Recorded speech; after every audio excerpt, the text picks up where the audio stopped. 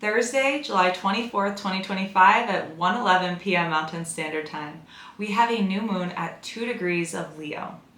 This new moon is directly opposite Pluto in Aquarius and in trine to Neptune and Saturn in Aries.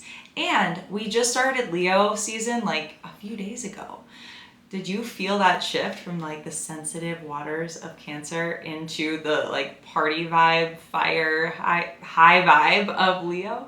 Leo is the lion that loves to be admired, to be seen, and it desires that sense of belonging. It wants to find what we call the group of lions. It wants to find its pride, and it is proud. It is ruled by the sun. It's shining bright light on the ego, and it also rules the heart, the inner child. And we can use this Leo energy to embody the courage to take the plunge from the head, everything that we think we know, everything that we think we are, into the heart of our beingness, who we know we are. It's just maybe we forgot, and this new moon is about reminding us about who the fuck we are. So Leo is also romance, it's passion, and it's love, but not just in relationship sense. That's more Libra. This is like full on falling in love with life and that passion for life, and realizing that we are the universe, source, creator, all experiencing itself from these different unique perspectives. Diving headfirst into the joy of it all, the Leela, the play. This reminds me of Ram Dass and how he used to say, treat everyone you meet like they're God in drag. And speaking of drag, Leo rules the drama. On one side of this coin, it's like getting caught in the emotional drama of it all, right? And on the flip side of the coin, it doesn't take it as seriously. It remembers that this is all part of the play. It's just a reflection of all that is a part of you, consciously, unconsciously, and then even beyond that. A quick story for you so we can drop in a little bit deeper is, as I sat down to brainstorm this update, it brought me back to this ceremony last spring where I was in a dome in a dense forest of Oregon. And I asked the medicine to help me see through the eyes of a child. Not only did I saw a flash of light that I know to be my future potential child. That was a really cool moment. I crawled my way out of the dome at one moment onto the forest floor and realized that childhood is quite literally the trippiest shit ever. Looking at everything in total awe as if it was for the first time. I have a whole new relationship with earwigs. I'll never forget the moment where I went to touch one and it leapt. Like it looks like it leapt into the abyss of the forest forever and ever and ever. Like it was gone. And the thing that really, it stood out to me the most was how trippy it really is. Like how sensitive we are as we experience everything for the first time. Because when we're experiencing it for the first time, we're so wide open. It's as if every pore of us is soaking up, absorbing like a sponge the environment around us and the energy around us. And all of our senses wide open. And I don't think we recognize this enough, like how sensitive that little boy and little girl is that's within us all.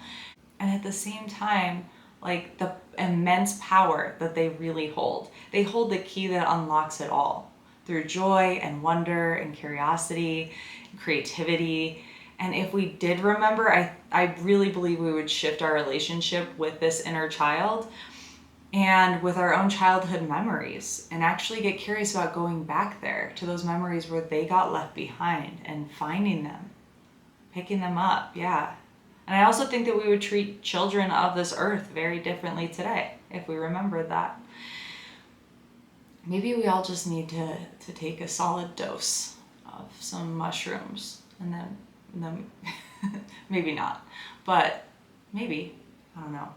Pluto is also opposite this new moon, and it strips away, this is the planet of death and rebirth and destruction and completion.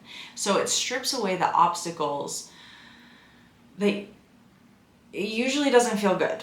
We'll just say that. When we think of journeying from the head to the heart, though, I think of like humbling our ego. Not saying get rid of it at all, actually. It's a journey of just getting curious of it.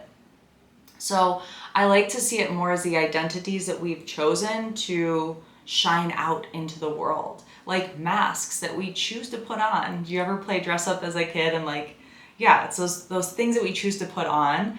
And also remember, all of these masks have filters or lenses through which our perception and experience get distorted or obscured.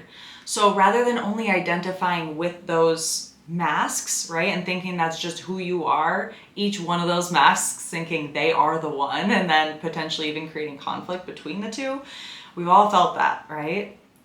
Remembering like the mediation point, and also it's about your curiosity to just simply observe them all and also get curious about what's beyond them.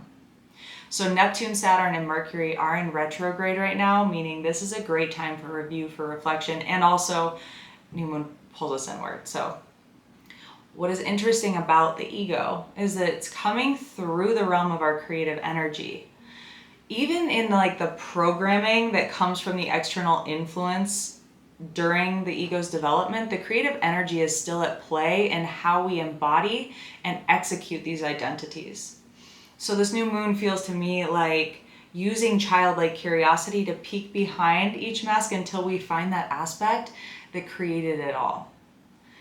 Let us use that childlike curiosity and courage to really go on this inward exploration to find that aspect of ourself that was there before any of the masks went on. What was their goal? Because chances are it's not separate from the masks, right? It's important to remember what the common goal and intention was, though, between all of it, especially with that core self that you find behind it all. What it does is it really helps us create more intention as we move forward on our path, more self-awareness, both of who we think we are and who we think we are not. Because we are actually both of those things, and the things that we truly are not will just be beyond our awareness, because it has to be a part of us already in order for us to perceive it in the first place. So think about that. It's important to also remember that who we are versus who we are not, we learn this in childhood and often associate it with good and bad instead of positive and negative, which is what it actually is. And remember, both are critical, both positive and negative, in order to get that voltage, right? That life force, our creative energy. And Saturn and Neptune right now, they're in trine to this new moon, which is encouraging the discipline to follow through with this clear perspective and intention once you get to it, to execute the aim, the goal, that core of self, that dream. And that the aspect behind all of it is aiming for. So to take action that aligns with it and see through the eyes of the child, right? Your inner child. Children live and experience life through their beingness. This is like the purest form of action comes from a state of being, not doing. If you think about kids for a moment, they're so busy in exploring, right? Interacting with the world around them, yet not from an energy of doing, simply being with curiosity, creativity, and joy, and wonder, and awe. So follow your joy, follow your heart, let your heart lead, take that journey from the head to the heart. And if you find your inner child somewhere along the way, pick them up and say to them, I'll never let you go. Happy new moon in Leo, and so much love.